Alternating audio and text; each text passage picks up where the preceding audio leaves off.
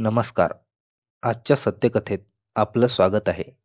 पण सुरुवात करण्याआधी तुम्ही चॅनलवर नवीन असाल किंवा तुम्हाला अशाच सत्य घटना ऐकायला आवडत असतील तर व्हिडिओला लाईक करून चॅनलला सबस्क्राईब करायला विसरू नका.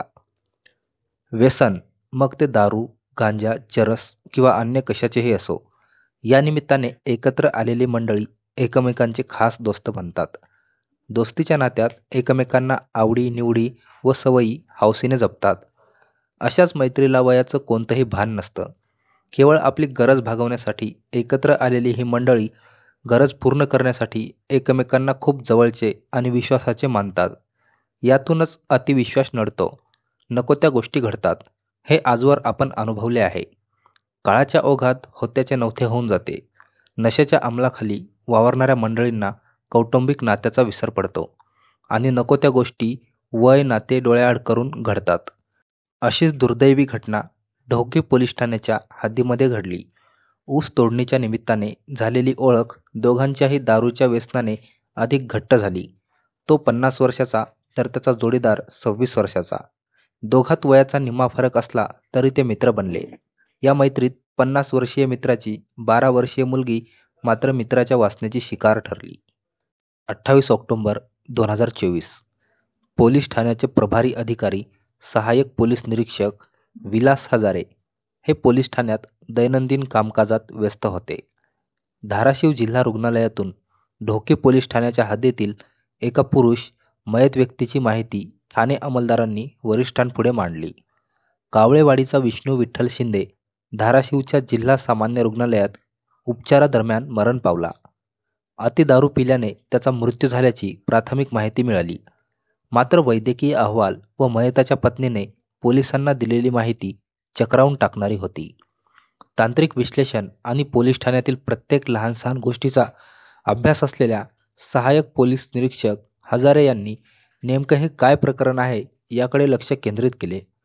विष्णू शिंदे मृत्यू प्रकरण समजून घेण्यासाठी त्यांनी आपल्या सहाय्यक सहकाऱ्याकडून या प्रकरणाची माहिती व वैद्यकीय अहवाल मागून घेतला. कावळेवाडी गावचा रहिवासी असलेल्या विष्णू शिंदे याचे गावालगतच्या एका महिलेशी अनैतिक संबंध होते. या संबंधाची चर्चा गावभर होऊ लागल्यानंतर आपल्यामुळे समाजाची बदनामी होऊ नये म्हणून विष्णूने गावापासून काही अंतरावर आपला बाडबिस्तारा हलवला.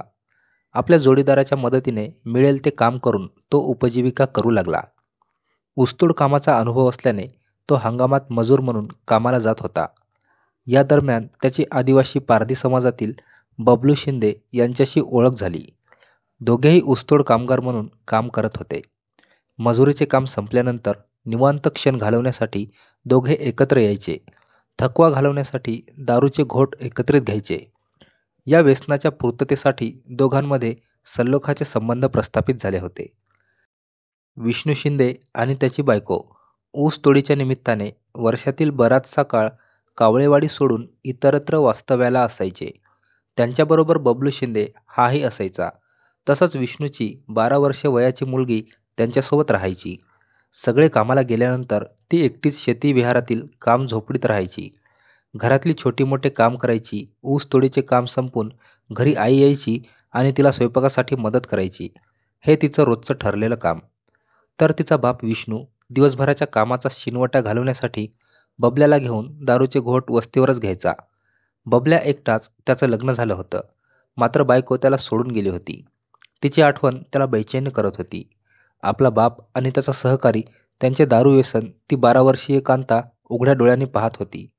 तर बबल्या दारू पिल्यानंतर कांताला जवळ ओढून प्रेमानं पप्पी घ्यायचा प्रयत्न करत होता. तशी कांता त्याला झिडकारायची. हा असा प्रकार रोजच सुरू होता. दारूच्या अंमलाखाली गेल्यानंतर विष्णूला कशाचं भान राहत नव्हतं हे बबल्याच्या लक्षात आलं होतं आणि त्यामुळे दारूच्या व्यसनानंतर त्याची वासना उफाळून यायची. अगदी काही महिने हा प्रकार सुरू होता. कधी बबल्या दुपारच्या वेळेला एकटाच वस्तीवर येऊन कांताला गोडी गुलाबीने जवळ घ्यायचा.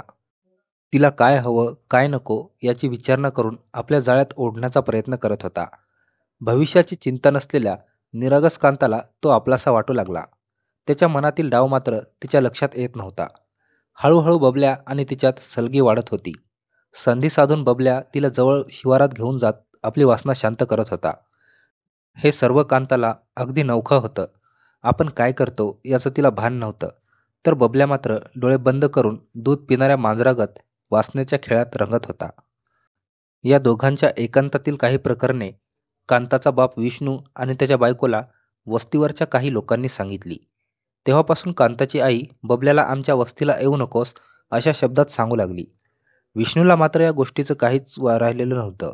कामातून आलेला दाम व्यसनात पुरता खर्च करण्यात तो आनंदी होता. दुर्दैवाने एके दिवशी बबल्या व कांताला दुपारच्या वेळी विष्णूने आपल्या डोळ्यांनी नको त्या अवस्थेत उसाच्या फळात पाहिलं. विष्णूला बबल्याची नीच वृत्ती लक्षात आली. आजूबाजूच्या लोकांनी दिलेली माहिती आता त्याला आठवू लागली. आपण चुकीचं करत होतो, आपण मिळालेली माहिती समजून घ्यायला हवी, याकडे आपण लक्ष दिले असते तर इथपर्यंत बबल्याची मजल गेली नसती, असा खेद आणि दुःख विष्णूला वाटू लागलं. त्याने बबल्याशी मैत्रीशी संबंध तोडण्याचा प्रयत्न सुरू केला. विष्णू व त्याच्या बायकोने एकांतात आता कांताचं काय करावं याचा विचार सुरू केला. विष्णूने अंतर दिल्याने बबल्या एकटा पडला. पण करतोय काय? काही वेळा दारू पिऊन तो विष्णूला शिव्या देत होता. ही माहिती लोक विष्णूला देत होते. सहवासाला चटवलेला बबल्या पिसाळल्यागत विष्णूच्या अंगावर धावून यायचा.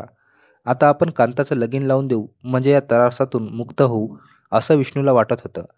आणि त्यांनी अगदी कमी काळात आपल्या ओळखीच्या एका तरुणासोबत मुलीचे लग्न निश्चित केले. विष्णूने लाथाडल्यापासून बबला एकटा पडला होता, परंतु त्याच्या दैनंदिन घडामोडी आणि हालचालीवर त्याचे लक्ष होते. कांताचा तो लगीन लावून देणार आहे ही माहिती त्याला कळली. तेव्हापासून तो बेचैन झाला. कांतापेक्षा तब्बल 14 वर्षानं मोठा असणाऱ्या बबल्यानं कांताचं लग्न होऊ नये यासाठी प्रयत्न सुरू केले. त्यानं पुन्हा नवीन चाल खेळायला सुरू केली. एके दिवशी विष्णूच्या घरी आला. त्याचे पाय धरून मागे झालेल्या प्रकाराबद्दल माफी मागितली. यापुढे मी अशी कोणतीच चूक करणार नाही अशी गयावया करून विष्णूला सांगितलं. त्याने हळूहळू त्याच्याशी मैत्री वाढवून त्याला आपल्या जवळील दारूचा पेक पाजवायला सुरुवात केली. मात्र त्याच्या मनात वेगळाच डाव सुरू होता. कोणत्याही परिस्थितीत कांताला आपण सोडायचे नाही. आपली बायको तर आपल्याला सोडून गेली, मग आता हाती सापडलेल्या कांताला दुसऱ्याची बायको म्हणून डोळ्यादेखतच लांब कसं जाऊ द्यायचं या विचारानं बबल्या गोंधळून गेला. कामापुरतं शिक्षण मात्र डोकेबाज बबल्या आपला डाव साध्य करण्यासाठी सरसावला होता. विष्णूमुळे तिचं लग्न होते, मग आपण विष्णूचाच काटा काढला तर कांताचं लग्न होणार नाही, तिला कुणाचा आधार राहणार नाही, मग ती आपलीच होईल असा विचार त्याच्या डोक्यात कायम फिरत होता. मात्र विष्णूचा घात कसा करायचा यासाठी तो योजना आखू लागला. पिकावर कीड फवारणीसाठी लागणारे अत्यंत जालिम विषारी औषध विष्णूला दारूतून पाजायचे आणि दारूनेच त्याचा मृत्यू झाल्याचे भासवायचे असा त्याने कट रचला. त्याच्या पूर्ततेसाठी तो कामाला लागला. शेतीची पीक फवारणी औषधी विक्री केंद्रचालक औषधाची मागणी करणाऱ्या व्यक्तींची संपूर्ण माहिती आणि तपशील आपल्याकडे नोंदवतात. त्यानंतर त्यांना हवे ते औषध उपलब्ध करून देतात. बबल्याने हे औषध खरेदी करण्यासाठी आपली ढोके आणि परिसरातील गावे वगळून त्याच्या ओळखीच्या नात्यातील आदिवासी पारधी समाज बांधवाला बेंबळी येथे जाऊन गाठले. आमच्या भागामध्ये पीक फवारणीसाठी कीटकनाशक औषध उपलब्ध होत नाही. तुमच्या भागात हे औषध मिळते अशी माहिती आहे. तुमच्या ओळखीच्या दुकानातून ते औषध मला द्या अशी विनवणी बबल्याने आपल्या नातेवाईकाला केली. आपल्याच जातभाई औषध करता लांबून आल्याने त्याने आपल्या ओळखीच्या दुकानदाराला फोन लावला आणि त्याला हवे ते औषध मागितले. दुकानदार म्हणाला, हे औषध आपल्याकडे मिळते, मात्र ते मागून घ्यावे लागतं. 2 दिवसांनी तुम्ही या आणि औषध घेऊन जा. हीच माहिती त्या नातेवाईकाने बबल्याला सांगितली. 4 दिवसानंतर बबल्याने पुन्हा बेंबळी गाठून ते कीटकनाशक औषध खरेदी केले. आता ते औषध दारूमधून विष्णूला पाजल्यानंतर विष्णूचा हिशोब चुकता होणार होता या आनंदात बबल्या होता. नेहमीप्रमाणे 26 ऑक्टोबरला विष्णू आणि बबल्याची दारूची पार्टी केली. कीटकनाशक मिश्रण केलेली दारू त्याला पाजली आणि आपण मात्र कोरी दारू थोडीच प्यायला आणि लगेच तिथून निसटला. परंतु दारू पिल्यानंतर विष्णू जागेवरच कोसळला. त्याच्या तोंडातून फेस येऊ लागल्याने त्याला प्रथम ढोकी येथील रुग्णालयात आणले, मात्र पुढच्या वैद्यकीय उपचारासाठी धाराशिवला पाठवून दिले. उपचारादरम्यान दिनांक 27 ऑक्टोबरला त्याचा दुर्दैवी मृत्यू झाला. रुग्णालयातील पोलीस चौकीमध्ये अकस्मात मृत्यूची नोंद झाली. मात्र वैद्यकीय अहवाल मिळाल्यानंतर विषारी औषध पोटात गेल्याने मृत्यू झाल्याचे निष्पन्न झाले. पोलिसांनी या खून प्रकरणाचा तपास सुरू केला. विष्णूची पत्नी आणि इतरांचे जबाब घेतले. त्यावेळी बबल्या आणि विष्णू दारू पित असताना दारूचा रंग वेगळा असल्याची माहिती पोलीस अधिकाऱ्यांना सांगण्यात आली. त्याच आधारावर पोलिसांनी आपल्या तपासाला कलटणी दिली. नेहमी पित असलेली दारू आणि त्या दिवशी पिलेली दारू यांच्यातील रंगाचा बदल पोलिसांना आरोपीच्या मानगुटीपर्यंत पोहोचवण्यासाठी कामी आला. यामध्ये बबलू रंगा शिंदे वय 26 याचे नाव संशयित आरोपी म्हणून तपासात पुढे आले. ऐन दिवाळीचा सण आणि विधानसभा 2024 या निवडणुकीची धावपळ सुरू होती. वर्षातला मोठा सण म्हणून दिवाळीकडे पाहिलं जातं. मात्र पोलिसांना हाती मिळेल ते काम करावं लागतं आणि त्यासाठी कायदा सुव्यवस्था अबाधित राहावी म्हणून दक्षता घ्यावी लागते. अशाही परिस्थितीत सहाय्यक पोलीस निरीक्षक विलास हजारे यांनी विष्णू शिंदेचा खून प्रकरणाचा तपास सुरू ठेवला. संशयित आरोपीला विश्वासात घेऊन नेमकं काय आणि कसं घडलं याची विचारणा केली. मात्र प्रत्येक वेळी विसंगत आणि दिशाभूल करणारी माहिती तो पोलीस अधिकाऱ्यांना आणि कर्मचाऱ्यांना देत असल्याचे लक्षात आलं. याचा अर्थ खरी माहिती दडवून तो पोलिसांना चकवा देण्याचा प्रयत्न करत आहे हे पोलीस अधिकाऱ्यांच्या नजरेतून सुटलं नाही. त्याला पोलिसी खाक्या दाखवल्या तरीही तो खरी माहिती सांगत नव्हता. पण सहाय्यक पोलीस निरीक्षक हजारे यांनी तपास सुरूच ठेवला. मयताचे नातेवाईक आणि पोलिसांचे जबाब यामधून मिळत असलेली वेगवेगळी माहिती, विष्णूचा झालेला मृत्यू आणि तो कोणत्या विषयामुळे होऊ शकतो याची चाचपणी आपल्या ओळखीच्या व्यावसायिक मंडळीकडून आणि सहकारी बांधवाकडून त्यांनी मिळवली. संशयित आरोपीचे वर्तन आणि त्याची देहबोली एकत्रित करत पोलीस बेंबळी येथील त्याच्या नातेवाईकापर्यंत पोहोचवले. त्याने ज्या दुकानातून कीटकनाशक खरेदी केले त्या दुकानातून CCTV फुटेज हस्तगत केले. तेव्हा पोलिसांचा तपास योग्य दिशेने सुरू आहे हे आपल्या प्रयत्नाला यश येत आहे याचा मनस्वी आनंद झाला. पोलिसांनी या तपास कार्यात स्वतःला झोकून दिले. बबलू रंगा शिंदेने हे जेहरी औषध दारूमध्ये मिश्रित करून विष्णू विठ्ठल शिंदे याला पाजून त्याचा खून केला असं सरळ सरळ तपासामधून निष्पन्न केले.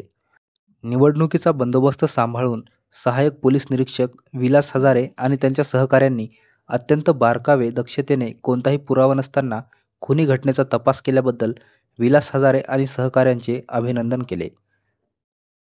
सहाय्यक पोलीस निरीक्षक विलास हजारे यांनी कांताचे वय लग्नाचे नाही, तुम्ही तिचे लग्न करू नका, अन्यथा तुम्हालाच मी बालविवाह प्रतिबंधक कायदे कलमानुसार जेलमध्ये टाकेन असा दम देऊन त्यांचे मन परिवर्तन केले. गलिच्छ वृत्तीने पिसाटलेला बबल्या व्यसनाने आपल्या पहिल्या बायकोला मुकला. बायको सोडून गेली पण त्याने दारूला काही सोडले नाही. याच दारूच्या नशेतून त्या किशोरवयीन कांताला वासनेची शिकार बनवले. ती भेटली नाही म्हणून तिच्या बापाचा खून केला. तिच्या डोक्यावरचून बापाचं छप्पर उद्ध्वस्त करून आता तो तुरुंगात आपल्या कर्माची खडी फोडत आहे. धन्यवाद.